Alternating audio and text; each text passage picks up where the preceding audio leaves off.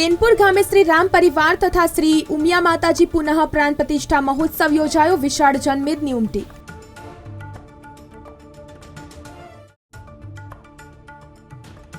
અરવલ્લી જિલ્લામાં વાતાવરણમાં પલટો. વાદળછાયા વાતાવરણથી ખેડૂતો ગભરાયા. ઘઉં, બટાકા, વરિયાળી, જીરુના પાકમાં નુકસાનની ભીતિ.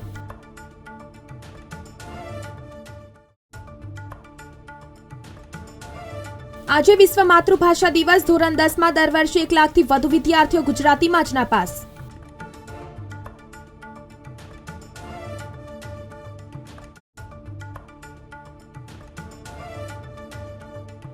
સુરત સહિત રાજ્યમાં 14 શહેરમાં પરીક્ષા. 26 મે જેઈઈ એડવાન્સ, 9 જૂને રિઝલ્ટ જાહેર થશે.